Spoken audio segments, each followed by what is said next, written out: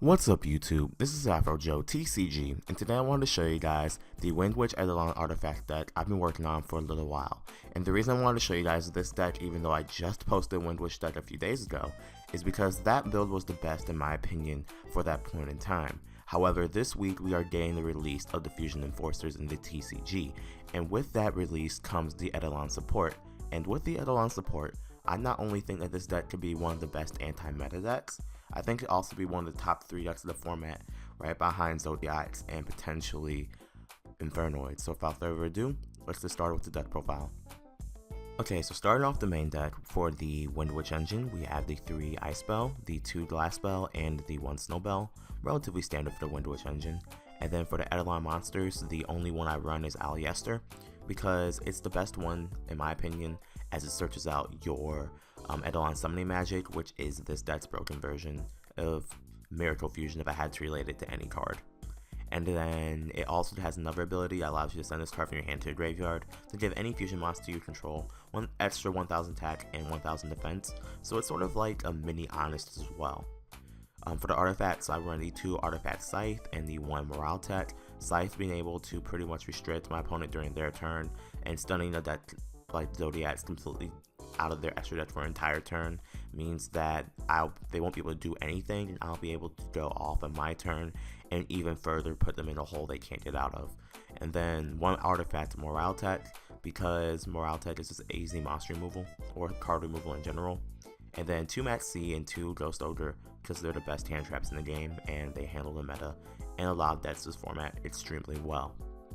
For the spells, I run the 3 Magic Circle, because Magic Circle allows you to search out your Aleister, and because of how you it's automatically +1 until you search out Aleister.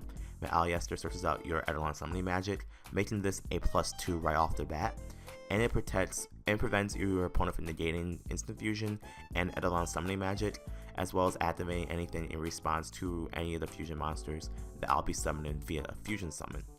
And then you have the 3 Terraforming to search out this amazing field spell, and then you have the 2 Wonder Wands for extra draw power, and 2 Eidolon summoning magic, which is not only searchable by Aleister, but allows you to either work like a normal polymerization or banish the materials from either your side of the field or from either player's graveyard, or in combination. And this is really good because this is what makes Wonder Wand actually good, because Wonder Wand's real issue was that you couldn't was that after you use Wonder Wand's effect, there wasn't really a good spellcaster that could take advantage of being sent to the graveyard. But Aleister not only lets you search out your summoning magic, which if you have Wonder Wand in hand, you can use Wonder Wand to send some Eidolon Summoner to draw 2 right there. And with Eidolon Summoning Magic, you can banish this card, which gives you a use for Wonder Wand, or at least doesn't make Wonder Wand a bad card at all. And you can bring out any of your fusion monsters. And what makes this even better is that Eidolon Summoning Magic is recyclable by returning a banished Eidolon Summoner to your hand and putting Eidolon Summoning Magic back into your deck, meaning next turn you can just summon Eidolon Summoner and search back the Summoning Magic, which is extremely good. The 2 Instant Fusion, again, easy Raideen or level 5 Synchro, level 5 Fusion, and also makes easy rank 5s like Voltosaurus. 2 Twin Twister for back row, and the 1 Raigeki for board wipes. That covers the spell lineup, and then onto the traps, I run 3 Artifact Sanctum, 2 D-Barrier, 2 Solemn Strike, 1 Solemn Warning, and 1 Vanity's Emptiness.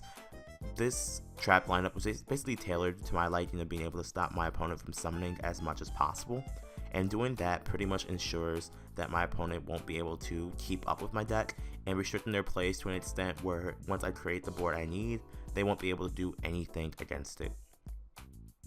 So I said for the main deck, 40 cards. Onto the extra deck, I run the 1 Wind Witch Winterbell, the 1 Clear Wing, the 1 Stardust, and the 1 Crystal Wing. Only 4 Synchros, because these are like the best wind ones I believe in the entire game that you can bring out with the Wind Witch combo, and as well as you can summon each one depending on your situation, so gives me a little bit of flexibility in that department.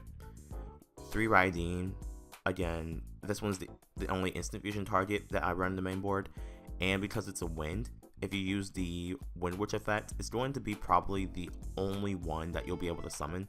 So that's why I run 3 copies of it. Plus it can make Voltosaurus, which is a good rank 5 to be able to make. One Cositus the Eidolon Beast, because this is decent against a Mermail matchup. 2 Protatorio, because Infernoids are relatively big, so being able to banish against them twice is really good. 1 Magdalancia the Eidolon Beast, because I can banish the Zodiac Rat, or I can even banish the Maxi in my graveyard to get this card out in the field. The 2 Merkaba the Eidolon Beast, because this card is this deck's version of Herald of Perfection. 1 Elysion the Eidolon Beast, because this is pretty much the hardest one to get out. However, it's an instant monster removal and it banishes instead of destroying. And then 1 Voltosaurus, which allows me to not only get rid of a key threat, but also deal burn damage to my opponent, which could be crucial for me going for game. And that pretty much covers the entire deck. Once again, this is what I personally believe to be among one of the best variants. And if you haven't researched this deck or played it yet, I definitely recommend you take my build, make some tweaks to it, and definitely have some fun and learn how the deck rolls. So once again, please remember to rate, comment, and subscribe. If you liked the video, give it a thumbs up. If you disliked it, give it a thumbs down. Comment in the comment section down below what you think about the deck, what would you guys change, and what decks would you like to see me do in the future.